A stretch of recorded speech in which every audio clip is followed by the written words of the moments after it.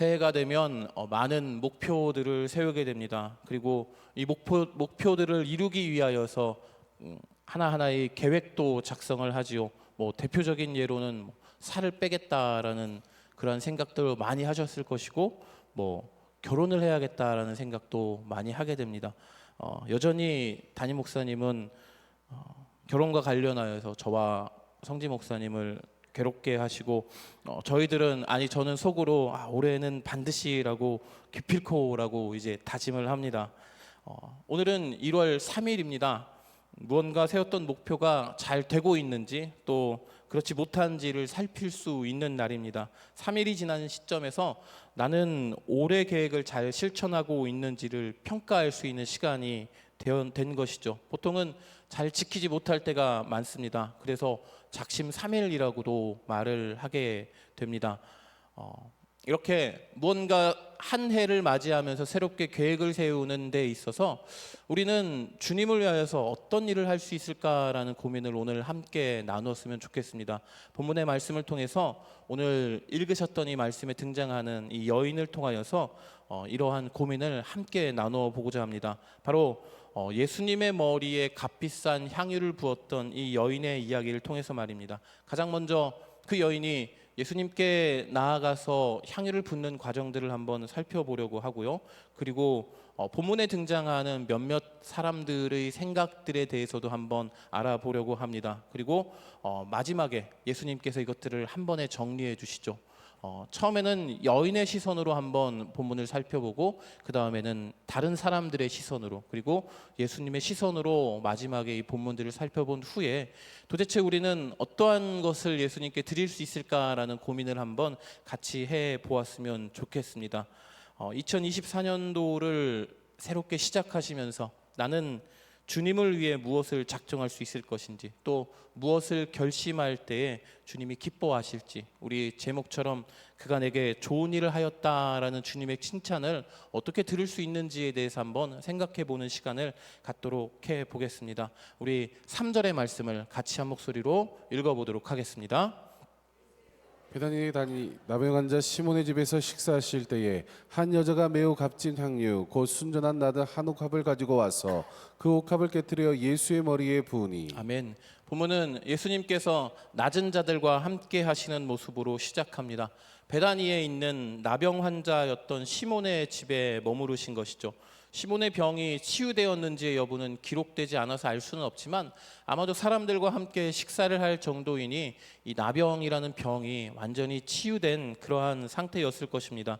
다른 사람들과 식사할 수 있다는 그 자체만으로도 나병 환자였던 시몬의 병이 치유되었음을 알 수 있는 것이죠. 그의 병은 과거의 것이었고 예수님과 분명히 관련되어서 예수님의 치유함을 입은 그 은혜를 입은 사람이 바로 시몬이 아닐까라고 생각할 수도 있을 것입니다. 어쨌든 예수님은 여전히 낮은 자들과 병든 자들과 가난한 자들과 함께 하고 있는 모습을 말씀을 통해서 볼 수 있습니다. 예수님의 사역 초기부터 마지막까지 십자가에 달리시는 그 순간까지 양편에 있었던 강도들과 죄인들과 함께 하시는 모습을 보면서 예수님은 그렇게 낮은 자들, 힘겨워하는 자들, 어려워하고 있는 자들, 병자들과 함께하고 계시는 모습을 볼 수 있습니다.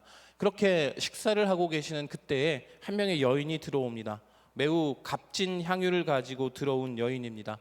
이 향유의 가격은 5절에서 300데나리온 이상이라고 말해지고 있습니다. 한 데나리온은 노동자의 하루 일당에 해당하는 돈이라고 알려져 있습니다. 그렇다면 300데나리온이라는 돈은 노동자가 300일 동안 일을 했을 때 받을 수 있는 임금에 해당하는 액수겠죠. 그렇다면 이 사람마다 한 달 동안 벌 수 있는 돈의 액수가 다르기 때문에, 또 하루의 일당이 다르기 때문에 얼마인지 정확하게는 알 수는 없지만 하루에 10만 원 정도 번다고 치면 300데나리온이면 약 3천만 원 정도 되는 돈이죠. 여인이 예수님께 가지고 온 향유의 가치가 지금의 시선으로 보았을 때는 수천만 원 정도 하는 그러한 아주 귀하고 값비싼 향유였음을 알 수 있는 것입니다. 지금은 머리에 붓는 향유라는 개념이 조금은 이제 사라져 버렸기 때문에 도대체 뭐를 들면은 이 향유와 비슷한 게 있을까라고 이제 고민을 해보고 어제 좀 찾아봤습니다. 지금의 시선으로는 향유와 가장 비슷한 게 아마 향수 정도가 되지 않을까 생각해서 어제 부지런히 이제 인터넷을 검색해봤습니다. 향수는 도대체 얼마나 비쌀까? 그래서 찾아본 결과 어떤 향수는 그 한 병의 가격이 막 10몇 억이 되는 향수도 있더라고요. 제일 비싼 향수라고 하는데 이거는 너무 비싸다. 여기는 이런 향수가 아니라 이거보다는 조금 덜한 그럼에도 불구하고 값비싼 향유를 예수님께 부어드렸을 것인데 어떤 게 있을까라고 찾아봤는데 1온스 그러니까 종이컵 하나에 6.5온스 정도가 들어가는데 여기에 1온스에 약 400만 원이 넘는 향수가 있더라고요. 많이 들어보셨을 샤넬이라는 향수 중에 그런 게 있었는데 이 샤넬 향수 종이컵 하나의 분량이면 약 3,200만 원 정도가 되는구나라고 이제 알 수 있었습니다. 그러니까 종이컵에다가 향수를 이렇게 채우고 이렇게 들고 가다가 확 쏟으면 3,200만 원이 날아가는 저 혼자 막 그렇게 막 상상을 해봤습니다. 어쨌든 그렇게 가치 있는 향수들이 분명히 존재하고 있고요.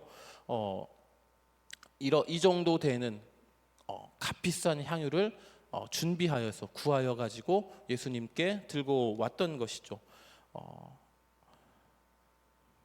그렇기 때문에 이 향수를 보관하는 병도 매우 귀중하고 단단하고 아름답게 꾸밀 수밖에 없었던 것 같습니다.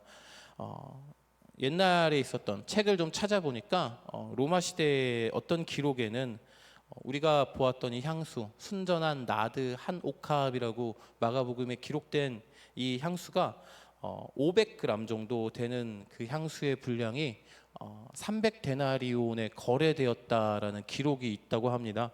그렇게 보면 500g 정도는 종이컵으로 약 3컵 정도의 분량이니까 요 정도의 액수면 300데나리온. 예수님의 머리에 부었던 그 향유의 양이 종이컵으로 조금 몇 컵 정도 되는 분량이 아니었을까라고 생각을 해볼 수 있었을 것입니다.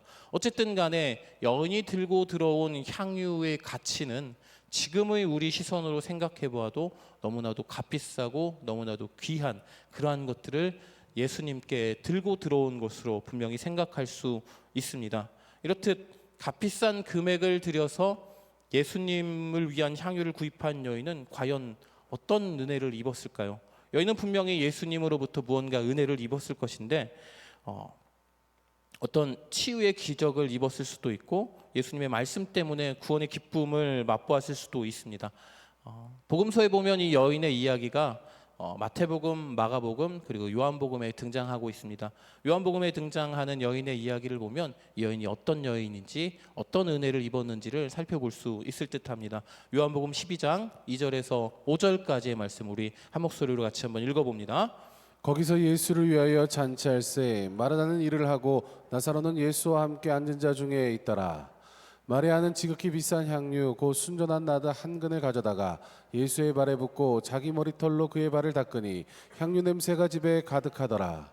제자 중 하나로서 예수를 잡아줄 가룟유다가 말하되 이 향유를 어찌하여 300데나리온에 팔아 가난한 자들에게 주지 아니하였느냐 하니 요한복음 12장 2절에서 5절까지의 말씀을 보면 여기에 등장하는 여인이 바로 나사로의 누이였던 마리아였음을 알 수 있습니다.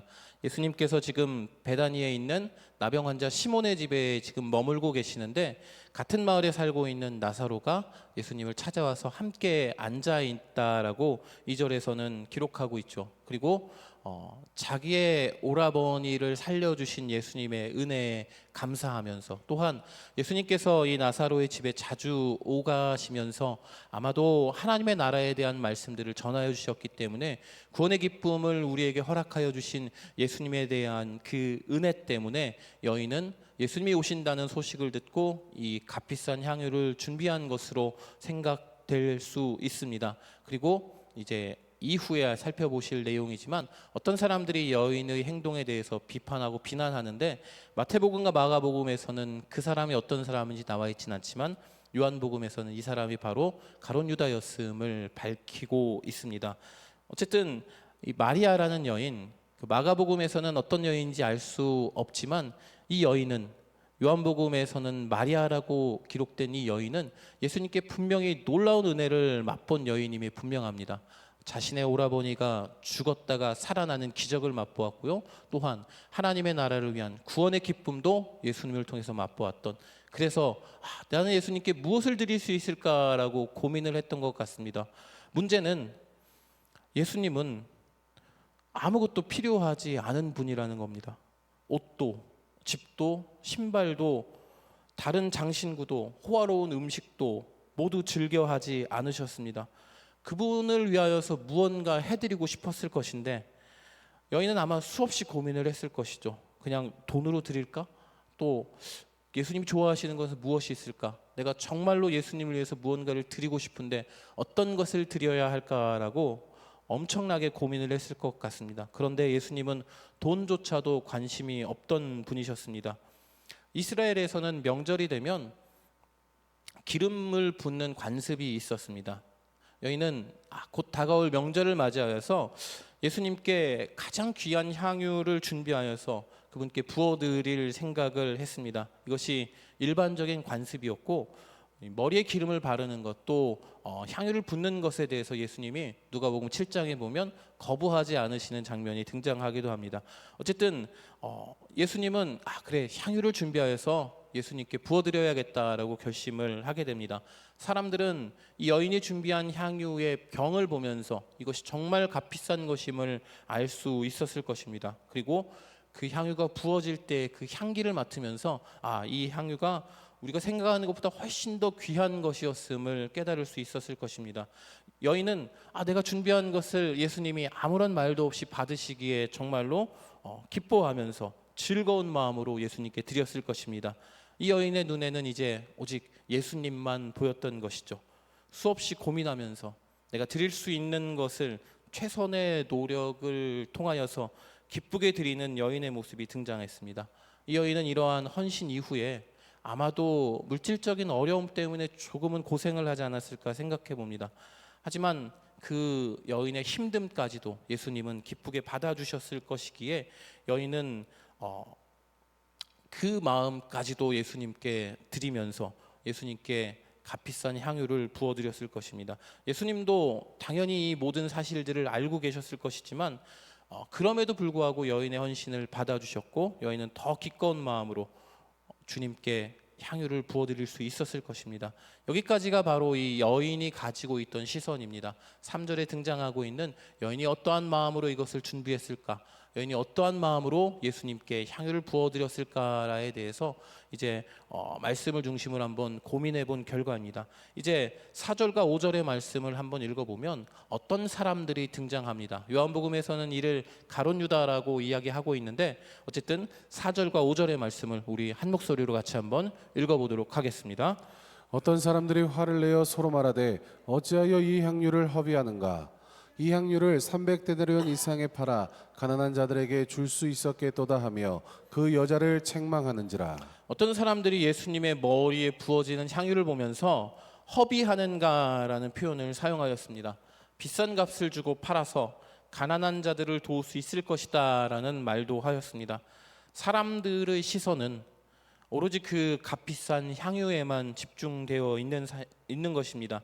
비싼 옥합을 깨뜨릴 때, 그리고 값비싼 향유가 흘러내릴 때 이를 받으시는 예수님의 모습을 본 것이 아니라 향유의 가치와 그 향유를 통해 가질 수 있는 재물에만 그들의 시선이 멈추어져 있었습니다. 여자는 아마도 사람들의 말에 좀 혼란스러워하지 않았을까요? 가난한 자들을 돕는 것이 예수님의 머리에 향유를 부는 것보다 더 가치 있는 행위로 주위 사람들이 말하였기 때문입니다.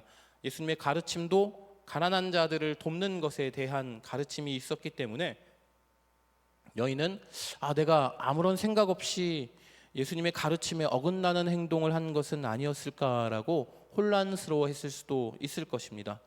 하지만 여기서 말하고 있는 이 사람들의 시선은 그 옥합과 그 향유에만 머물러 있었던 것입니다. 이웃을 사랑해야 한다라고 말한 것은 하나의 핑계에 불과했습니다. 심지어 사람들은 향유가 부어지는 그 예수님에 대하여서도 시선을 두지 않았습니다. 그저 옥합의 가치와 향유의 가치에만 눈이 머물러 있었습니다.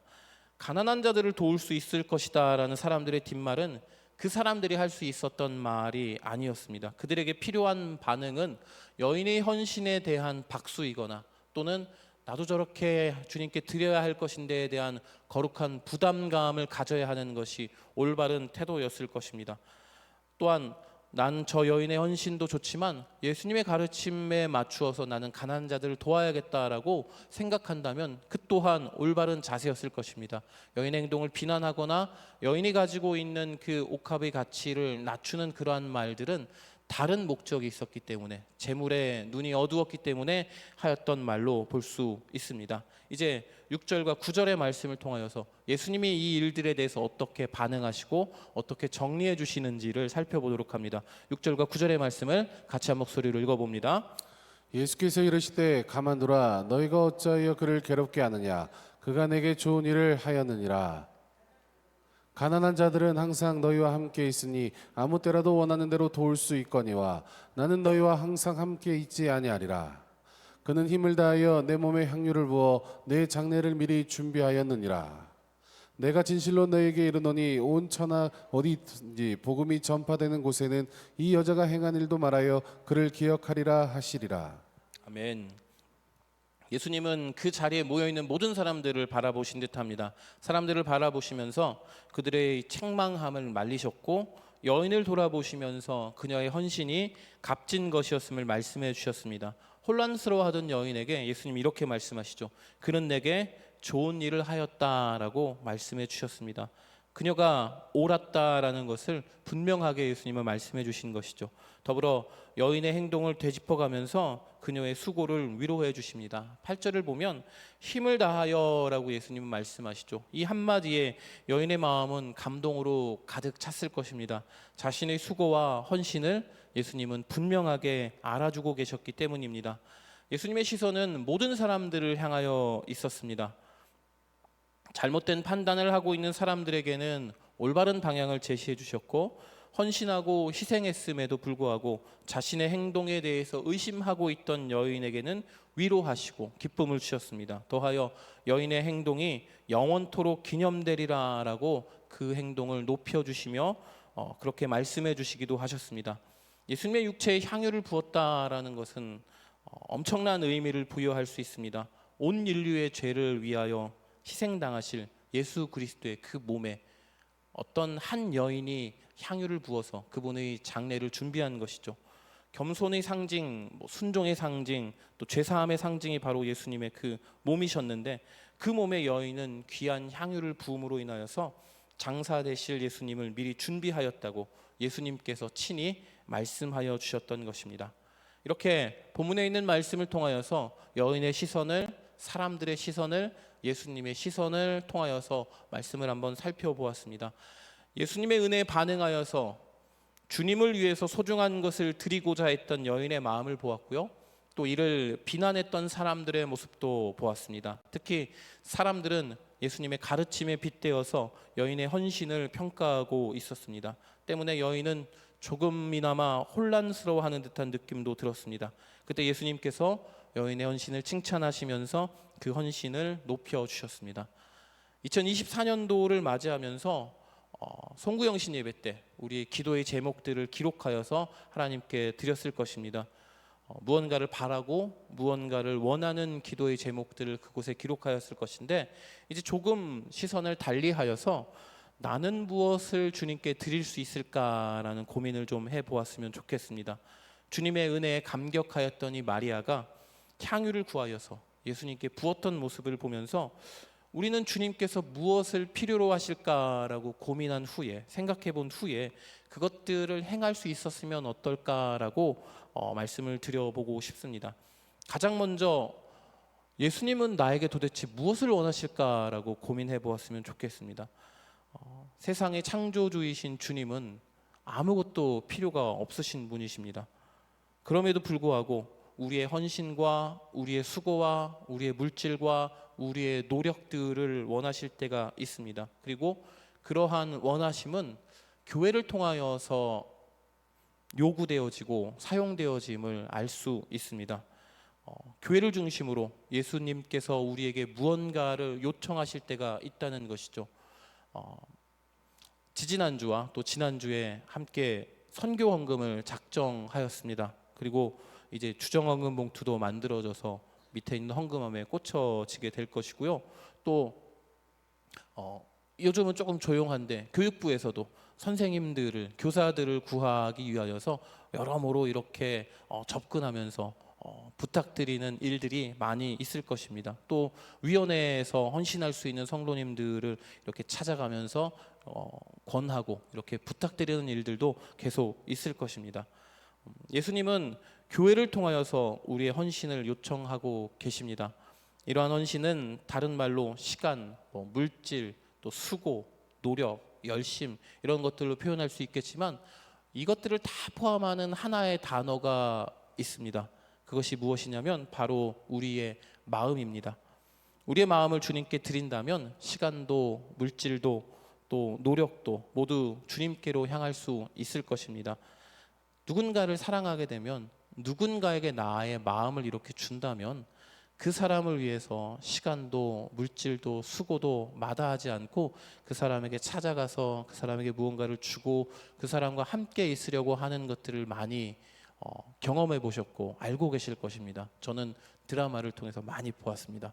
어쨌든 나의 마음을 누군가에게 이렇게 준다면 내가 가지고 있는 모든 것들을 그 사람에게 주어도 아깝지 않을 것인데 이제 우리 예수님께 우리의 마음을 더 드리는 그런 결단을 좀 하셨으면 좋겠습니다. 그런 후에 주님이 주인 되시는 이 교회를 위해서 나는 무엇을 할 수 있을까? 내 마음을 주님께 드렸는데 내 마음을 이전보다 더 하나님께 많이 드렸는데 그럼 주님이 주인 되시는 교회를 위해서 나는 무엇을 할 수 있을까 고민하는 시간을 갖고 기도하면서 그 결과들을 좀 찾고 그 고민에 대한 답으로 무언가에 대해서 헌신하는 또 내가 작정할 수 있는 것들에서 조금 더 하나님께 드릴 수 있는 또 내 시간을 하나님께 드려서 어딘가에서 봉사하며 헌신할 수 있는 그러한 결단을 새해를 맞이해서 다시 한번 지금까지 했던 것보다 조금 더 많이 하시는 시간이 되었으면 좋겠습니다. 그럴 때 주님께서 원하시는 헌신의 길이 우리 앞에 나타나게 될 것입니다. 그리고 그 길을 선택하고 순종하다 보면 우리에게도 주님께서 이렇게 이야기하실 수도 있을 듯합니다. 그가 나에게 좋은 일을 하였다라는 이런 칭찬을 듣는다면 마음속에 이 감동과 기쁨 때문에 어찌할 바를 모를 정도일 것 같습니다. 내가 예수님을 위해서 무엇을 할 수 있을까? 내가 예수님을 위해서 나의 마음을 이렇게 드려야지. 내가 주님을 위해서 헌신해야지. 내가 가지고 있는 걸 조금 더 드려야지. 내가 아이들을 가르치고 섬기는 일에 함께 해야지라고 결심하고 한 걸음 한 걸음 걸어가다 보면 예수님께서 너는 나에게 정말로 좋은 일을 했구나라고 말씀하시는 그때가 오면 우리 마음속에 이제 감격은 어찌할 바를 모를 정도로 기쁨과 즐거움이 넘칠 것입니다. 그렇게 주님께 마음을 드리는 우리 모든 성도님들이 되시기를 예수님의 이름으로 축복합니다.